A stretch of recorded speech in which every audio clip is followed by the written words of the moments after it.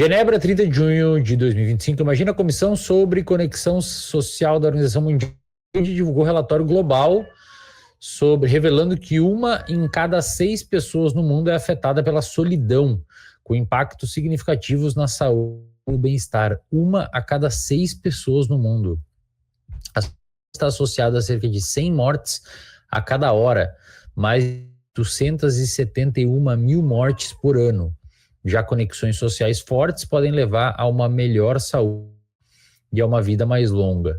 Nesse relatório, a solidão e o isolamento como um desafio definidor da nossa época. A nossa comissão traça um roteiro para vidas mais conectadas e destaca o profundo impacto que isso pode ter nos resultados de saúde, educação e economia. A OMS define conexão social como as maneiras pelas quais as pessoas se relacionam e interagem com as outras. A solidão é descrita como um sentimento que surge da lacuna entre as conexões sociais desejadas e as reais, enquanto o isolamento social se refere à falta objetiva de conexões sociais suficientes.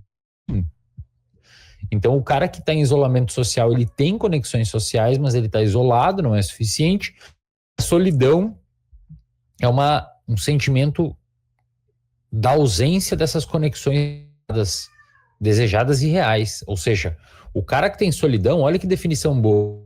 A pessoa que tem solidão, ela é uma pessoa que ela pode ter conexões sociais reais, mas existe uma lacuna entre o que ela tem e deseja.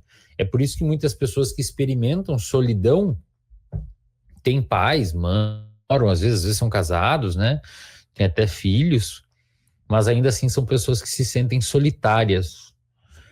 Nesta era em que as possibilidades de conexão são infinitas, cada vez mais pessoas se sentem isoladas e solitárias. Escala e causas da solidão e do isolamento social. A solidão afeta em todas as idades, especialmente jovens e pessoas que vivem em países de baixa e média renda.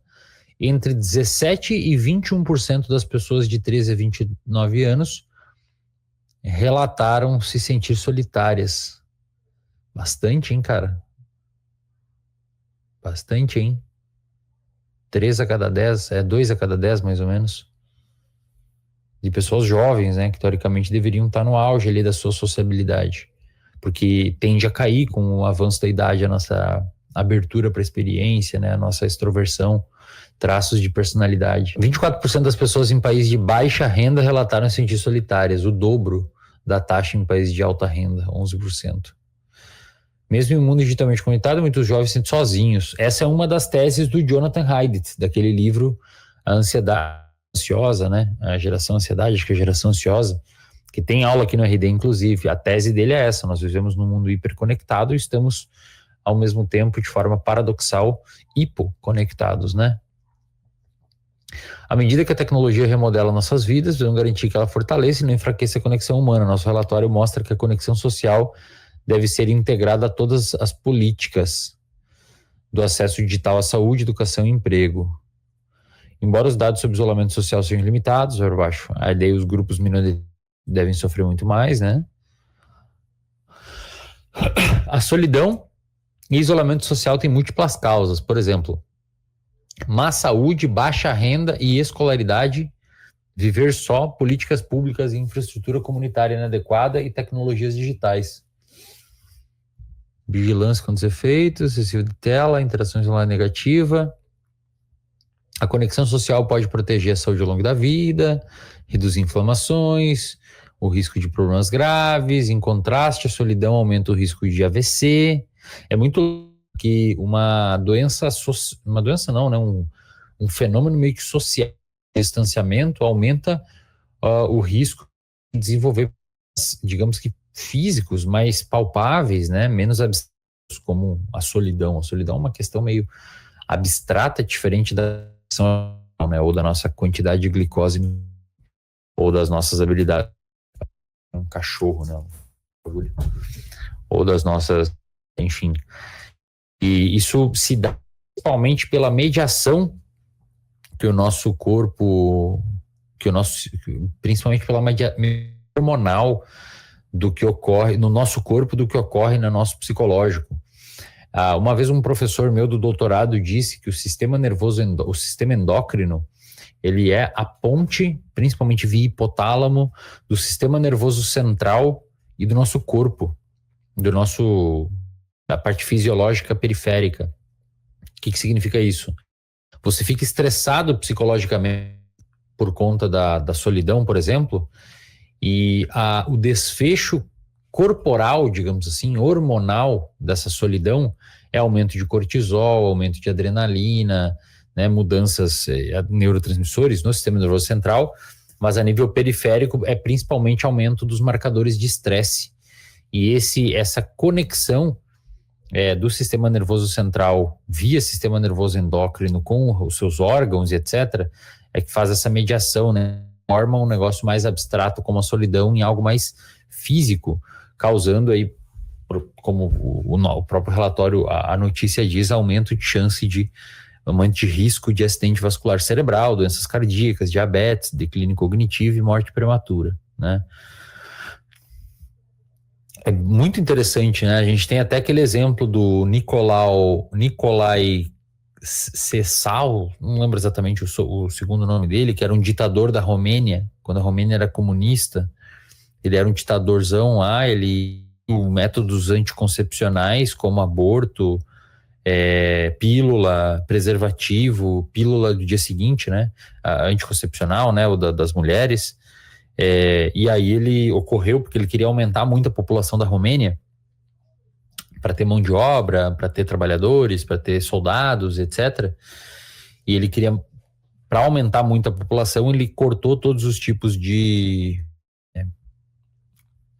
anticoncepcionais, só que a Romênia vivia numa infraestrutura que não conseguia absorver as crianças em ter idade, etc., né? E o que aconteceu foi uma institucionalização em massa. Muitas crianças foram para instituições lá que não tinham dinheiro, não conseguiam nem dar um certo suporte para essas crianças, e no final do dia essas crianças ficaram com amparo, faltou para essas crianças amparo social, e essas crianças viveram isoladas, né, na solidão mesmo, apenas umas com as outras. Só que como elas são crianças muito novas, né, e etc., ao longo da vida, digamos que não tinha uma criança maior ou menor, era meio que misturado assim, e elas não tinham como demonstrar afeto umas com as outras, né, porque não tinha, digamos que, o adulto ali na relação. E isso fez com que as crianças desenvolvessem uma inundação de problemas em saúde mental e de neurodesenvolvimento. Teve um psicólogo de Harvard que foi para lá estudar, um cara chamado Charles Nelson, tem um bigodinho. Ele foi para lá estudar e ele viu, né, que essas crianças, sim, uma inundação de depressão, uma inundação de ansiedade, perfil semelhante ao autismo, a revelia, as crianças tinham uma redução do tamanho total do cérebro, da parte física do cérebro mesmo. Você tem noção do que é isso? O isolamento social, a solidão dessas crianças reduziu o tamanho da parte física do cérebro mesmo, né? Fazendo com que essas crianças tivessem um cérebro atrofiado, né? Quando essas crianças foram testadas num aparelho de ressonância magnética funcional para avaliarem a atividade da amígdala dessas crianças, que é aquele momento, aquela região do cérebro que faz toda a liberação de comportamento, fuga, ação de comportamento frente a um estressor, que dá de perigo, né?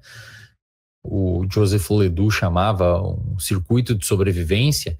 Essas crianças tinham um aumento da atividade basal da amígdala, ou seja, no normal elas já tinham hipervigilância, ficavam sempre ligadonas, e quando você submetia essas crianças a algum tipo de estressor, digamos assim, a amígdala dessas crianças disparava ainda mais forte, indicando que o cérebro delas estava preparado, treinado para conseguir estressores.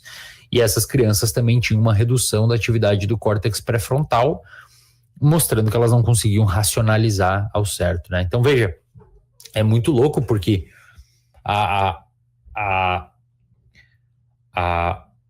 um comportamento, né, ou a falta do comportamento, né, sei lá, a falta de uma interação, de um negócio social, faz com que o seu cérebro atrofie se você for exposto a isso na idade jovem, na idade inicial da sua vida.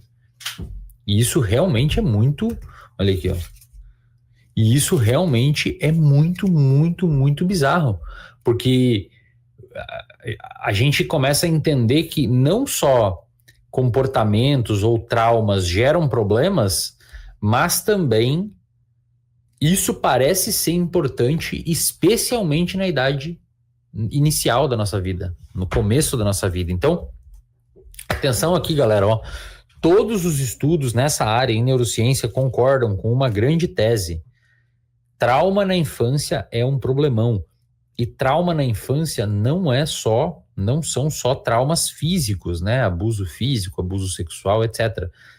Isolamento também é um trauma, tá? Isolamento também é um trauma e também gera esses problemas, né? Que um trauma físico ou sexual geraria, principalmente na infância.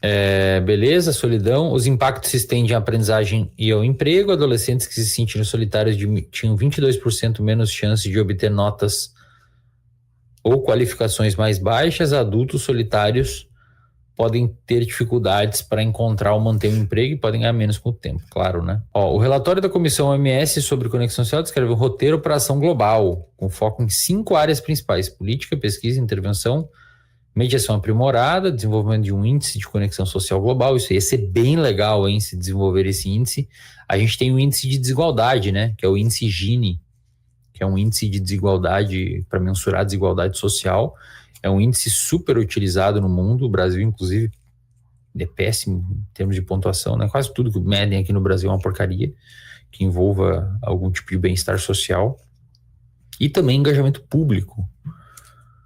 Reduzir a solidão existem vários níveis: nacional, comunitário, e variam desde a conscientização e mudança de políticas nacionais. Cara, eu entendo o ponto deles, entendeu? Eu compreendo o ponto da OMS. O problema é que ele, no outro lado do tatame, né? Agora que eu sou um cara que tá no jiu-jitsu, eu tenho que usar as metáforas apropriadas, né?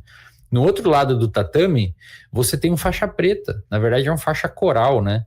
Que são as redes sociais, cara. Foi mal, mas é muito difícil, bicho. É muito difícil, porque exposição social demanda uma série de comportamentos que não são recompensados na hora. Você tem que lidar com rejeição, tem uma série de expectativas que você cria dentro de um contexto de relacionamento social com as pessoas, com o que as pessoas vão responder para você, com o que as pessoas vão falar para você quando te enxergam com uma roupa, com o que as pessoas vão dizer para você quando te enxergam quando você faz determinado comportamento. E essas expectativas, elas serão talvez mais frustradas do que correspondidas. Então você tem num lado a rede social, que você fica anônimo, né? Você não expõe o que você é, e aí você não tem que se chatear tanto, porque você é um avatar de uma foto de um cachorro, e aí ao mesmo tempo você está sabendo de tudo, meio na furtividade, o que não te traz nenhum ônus, né? Só traz o bônus de você estar ali.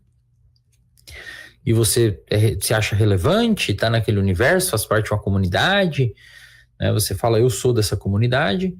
Só que no mundo real existem frustrações, as pessoas não correspondem às suas expectativas, às vezes você sai com uma roupa e ninguém elogia. É muito, muito mais difícil, entendeu? Para mim, cara, e eu sou pessimista, então esperem de mim opiniões pessimistas. É uma luta perdida. É uma luta perdida. Em termos epidemiológicos, né? Claro, eu não estou dizendo que é uma luta perdida de 100%, todo mundo vai perder. Eu estou dizendo aqui em termos epidemiológicos, ações globais, piriri pororó. Algo parecido com o clima, galera. Eu tenho uma aula aqui dentro do RD sobre o clima, né? Meus 2 centavos sobre o aquecimento global, porque eu já falei bastante sobre aquecimento global, já estudei muito aquecimento global, e só que assim, sabe, foi um negócio que me desanimou muito, porque é uma luta perdida, porque tem interesses mais fortes por trás. né? E esse rolê das...